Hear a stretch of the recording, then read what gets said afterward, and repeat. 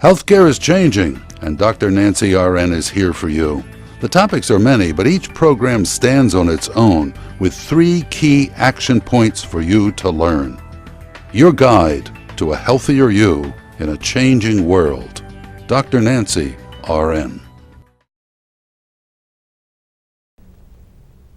Welcome to Dr. Nancy RN. Healthy you, healthy nation, healthy world. I'm Nancy Valentine, PhD and registered nurse, and this show is dedicated to you, the healthcare consumer.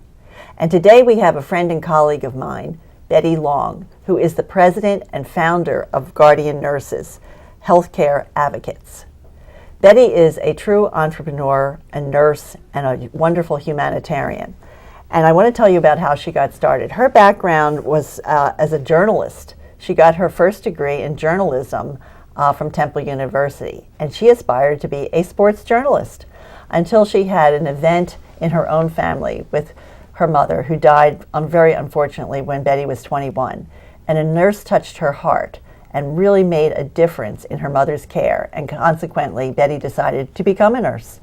So when she became a nurse, she had many different jobs. She worked in critical care, she was a supervisor, she was a manager, she did many things to contribute to the health care of people. But then she decided that there was really room for something new, something that she could really do that would make a contribution and close a gap that she saw happening in healthcare. So that's what she's going to be telling us about today. And the focus of our presentation today is really on making the most of your visit to your primary care provider. So we are going to focus on patients and the relationship that you have with either your primary care physician or perhaps nurse practitioner. So thank you, Betty, for being with us. We are really pleased to have you, and I know that you're really going to impart some very important information and tips for our viewers. Thank you. Thanks for having me. You're welcome. It. So tell us about Guardian Nurses, and you've told us in another show how you got started with Guardian Nurses, but I think today we want to hear about what the services are that you provide, and then specifically, as you said, how it will relate to people with their primary care physician or nurse. Well, Guardian Nurses is a patient advocacy business that's based in Philadelphia, but we have services all over the country. We provide accompaniments to patients at appointments, which is why we'll talk about how to make the most of your appointment. Okay. We provide insurance adjudications to help patients get claims paid. We deal with second opinions. We deal with questions about home care. We deal with questions about care in the hospital or perhaps placement to a nursing facility. So whatever the patients and families need, we're able to provide that. Very good. So you often really get involved with people maybe when they're having a crisis or they're really facing something that's very difficult. Is that the case with the primary care visit? Yeah, sometimes patients will ask us, number one, I'm looking for a new primary care provider. Who do you recommend? And we'll go through a list of questions just to kind of ferret out what they're looking for. Somebody who's either family practice or internal medicine, a DO or an MD, male, female. There are so many questions that we can ask. And most patients don't think about it. They just ask their neighbor and say, who do you see? Right. And they go to them. So we try to peel down the onion so that patients have a better sense of what their decision is. So in going into a primary care visit, we try to coach patients as to how to make that visit most effective. Okay. But most people think that if they're going to their doctor or nurse practitioner, that they are really getting the best care right then and there. I mean, the first question people would ask is, why do I need an advocate to go with me? Well, it's a great question.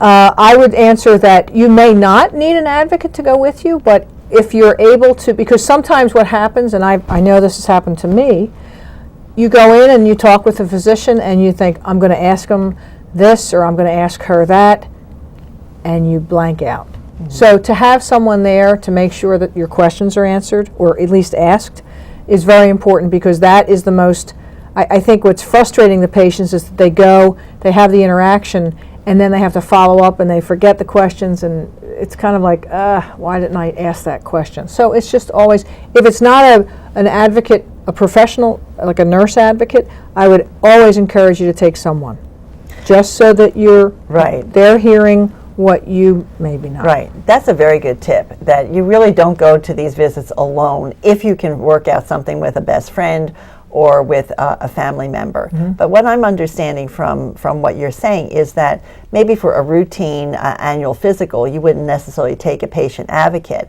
But then, many times people are going to their primary care provider and they have a lot of complex problems. Right. Absolutely. So give us an example of how you've made a difference in some of these cases. Well, I think we had one patient who had a lot of issues, as you said, and she was going to see her primary care physician, and she had a list of 15 questions and issues. And we tried to work with her to pare it down. Right. Because, as you know, most physicians don't have a lot of time to practice or to actually see patients. So what we encouraged her to do was to pare it down to the top 3 questions that she wanted to get answered in that visit. Doesn't mean that she couldn't go back and get the other questions answered, but I know if we're busy and we have 10 minutes to see someone and you see someone who has a list of 20 questions, right, chances are you're going to get kind of stiff and say, uh-oh, I don't want to be here for 20 questions. Right. So I think that you can either have no questions, that's not good.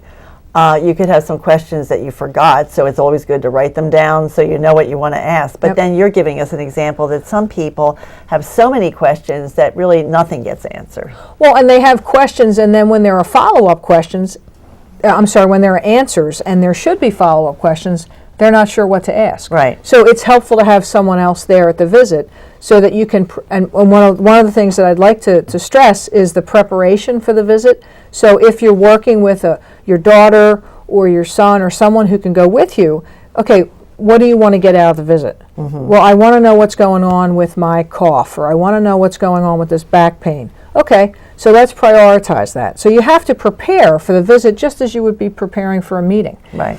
But I think patients they go in and they just want everything done, and it's like, well, time out. What do you need? What's the most important thing for you? Right.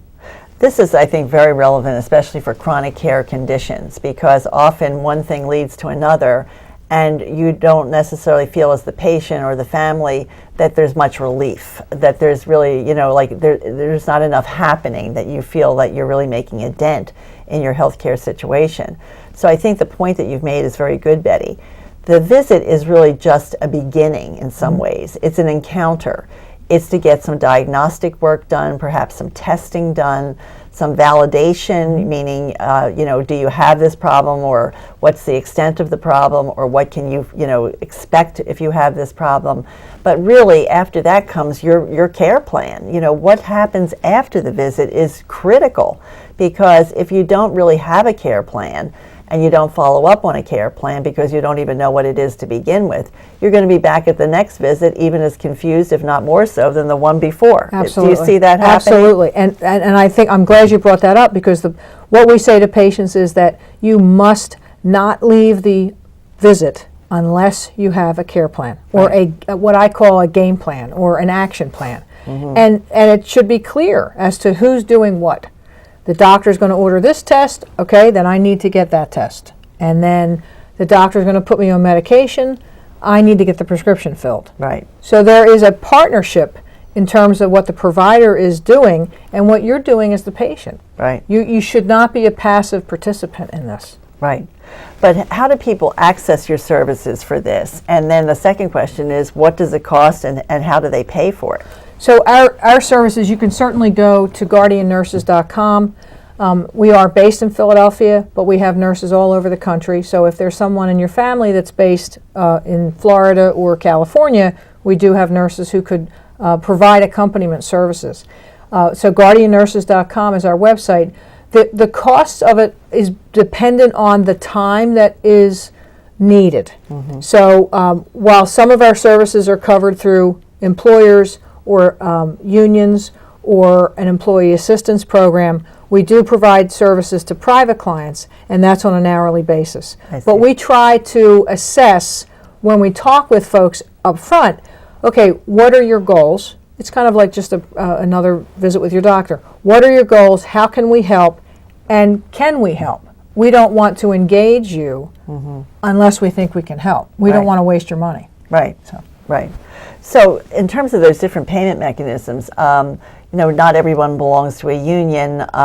Not everyone may be having this covered by their insurance, but I'm really intrigued with the employee assistance. Is that a growing trend? Because I don't think that most people that are employed and their company has an employee assistance program would think that this kind of service would be covered. Right. No, it's actually, Nance, thanks for bringing that up, because the employee assistance collaboration really feels good to me as a nurse, because when an employee will call, say they're stressed because their mom's sick and they're not really focusing on work, they can call the employee assistance program to get counseling, to kind of understand what they're dealing with.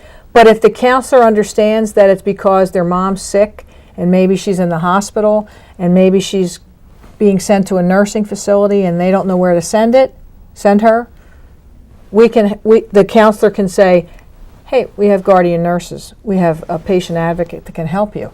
So it helps the employee on two levels.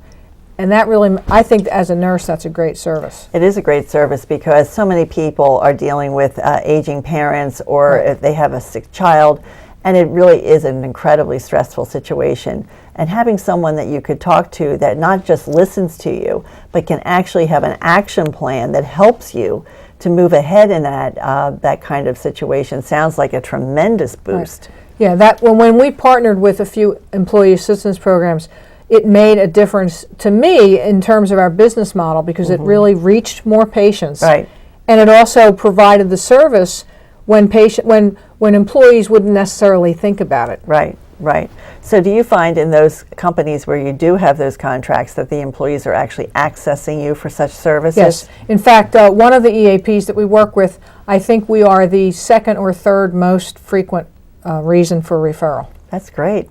I think that increases, I think, for the employers who are listening to this show, that would be a great employee satisfier, and I think would also help productivity, because so many times people can be at work and they can look like they're working, but they're so preoccupied with their home problems, and they really don't have anyone to talk to or coordinate, that they wouldn't even think to have this service. They think that unless they're sick or they have an alcohol and drug abuse problem, that would be the only reason they would ever even think of getting in touch with employee assistance. So I'm very happy to see that some employers are really taking this seriously and providing this service. Yeah, it's a good connection. Yeah. Now tell us about the provider side of this equation. You walk in with a patient to a provider, a physician, a nurse practitioner. What kind of response do you get? That was funny. In 10 years, that's been the number one question that people ask. How do the doctors take you? And I'm fortunate to be able to tell you that in 10 years, we've only had a handful of doctors who have really been resistant to having us in the room.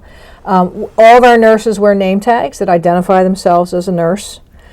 We introduce ourselves, or we have the patient introduce us to the physician or the nurse practitioner to say, this is my patient advocate. So I think what I've seen over the course of the time is that providers have been receptive to it, because they know we're helping their patient. Right. And when we leave that visit, we're going to follow up with the patient to make sure that's done. So it's, again, a team approach. Right, it's a team sport. So the physicians and nurse practitioners have been great. Tell us a little bit about the resistant ones. What do you think was fueled that resistance? I think a lack of understanding as to what our role was. And perhaps, though I don't know, perhaps they didn't feel comfortable being challenged. And it wasn't that our nurse at the time, there was one specific instance that I was thinking about. It wasn't that the nurse was challenging the physician's decision. She was trying to make it clear what the game plan was. So she was repeating back, so you're ordering an ultrasound, and the physician became very defensive as to. There really wasn't an energy from the nurse to challenge the physician. She was just making sure that it was clear for everyone. Right. But I think perhaps the physician. So I mean, it is a change for some people, some providers. That not most, like you're saying, most are very receptive because they see it as someone who's adjunctive to what they're doing. Correct. And I think they're used to having family members in the room. They're used to having maybe a daughter or a son with Right. the patient if Right. it's an elderly person, but now it's a nurse. So it's not really, actually many of the physicians down at an academic medical center in Philadelphia are thrilled because they know that we're going to be able to explain things Right. to the patient. So it's been a nice boost for us Right. to not go into a situation where the nurse feels scared. Right. But I coach the nurses always to introduce themselves. I'm here on behalf of the family, Right. so that we're all working together. Unfortunately, I think there are some instances when physicians feel that the word advocate is a legal term, and that's really not our role. Legal in what regard? That there is a contentious, there's a start of a contentious relationship. I have an advocate with me, particularly if this is a repeat visit. They may be the physician, if they don't understand what our role is, may perceive us as there to evaluate their care or their treatment, Right. and that's Right. not really for a legal purpose, and that's Right. not what we get involved in. I see. But you do have to really explain to people what it is that you do so that they do engage as a team member and really feel comfortable with it. Do you see that changing, that people are getting more comfortable with it? There's more of it, therefore they Yes. sort of expect it. It's not a big deal like it might have been 10 years ago. Yes, I do see that, thank God. But I also think that healthcare is changing and that consumers are being more proactive Right. with communicating to their providers. So when they bring in someone and say, this is my nurse advocate, it's accepted. Right. I think that the kind of services that Betty's talking about in regards to follow-up to primary care is really worth repeating, because often when you have a primary care visit, there's some things that are going to happen afterwards that are rather transactional, meaning a test was scheduled, or you have to have blood drawn, or you have a medication change. These are things that you don't necessarily need an advocate to do for you unless you're disabled in some way and you need someone to go get the medication for you, etc. But much of this is really educational and understanding why. It's all the whys. Why am I having this test? Which is what you were using as that example. Correct. That in the nurse's situation where she was trying to have the doctor explain, or she was going to explain in follow-up, really not only decreases anxiety, but people understand why the test was ordered to begin with and how it's going to help them, or how it's going to inform the decision making for any next steps that may be needed in that person's care. The other is the planning process. How are you going to do things at home based on the advice that's been given to you by your primary care provider? So that takes time. And for some families, that's hard to do without having someone help them and facilitate that planning process. Because you may have to have, I'm just using examples that I'm making up. You may need to increase your activity, or you may, for some things, need to increase your bed rest, or you may need to start working part-time rather than full-time. All these things need to be thought through about how is it going to work? How can you manage this? How is it going to be successful? How can you succeed in your plan of care? So that can take time. That is not going to happen in a doctor's office. And for some families, it's hard for them to figure it out once they get home. Absolutely, because when you enter the healthcare system, as I've often said, patients, you're sick. You don't feel well. Right. So to kind of have the cognitive ability to list this out, it's confusing. Right. And I don't think the healthcare system, regardless of who you are in it, does a good job of communicating that. Right. All right, we'll do the biopsy and I'll call you with the results. Okay, well, how long will that take? Well, 7 to 10 days. Okay, but if I don't hear from you, should I call you? So there's got to be the give and take, Right. because for years we've just told patients what to do. And I don't think you need to be proactive. Right. So I think that part of our program's objective is to empower you, to have you be more in charge of your care. And so I think that it may seem at first blush that if you bring in an advocate, it's because you don't know what you're doing or you need help in designing your care. Actually, to bring in an advocate in a situation that warrants it is really taking more control over your own care and really facilitating your own care and really having more engagement in your own decision making. And I think that's really important for people to understand. Absolutely. And I think it's, as I said before, maybe not necessarily with the routine primary care visit, but if there's an issue, I mean, I know I went to my gastroenterologist because I was having some acid reflux issues, and I do this for a living, and he prescribed a medication, and I said, okay. And I walked out and I got to my car and I was like, I forgot to ask, how long are we going to evaluate this medication for? And if it doesn't work, what am I going to do? Right, right. And I walked right out of so it happens to everybody. Right. But I think that another point to be made here is this is very transactional in terms of the relationship. It would be very hard to have all of this printed out like in a booklet or go to a website and figure it out for yourself. It just seems like that relationship with someone that's really your champion, really like thinking of every little piece of this puzzle and making sure that every T is crossed and every I is dotted is really an important value to the service. Absolutely. I think we're important to that relationship, and I also think, as you've said, that the physician and the provider is important. Right. You want to partner with someone Right. who you Right. feel is advocating for Right. you. So you're really not substituting for their services. You're expanding and extending those services, and you're closing the loops to be sure that what Absolutely. they have said needs to be done actually does get done. Absolutely. That is very important because patients don't understand, they don't have the wherewithal to do it.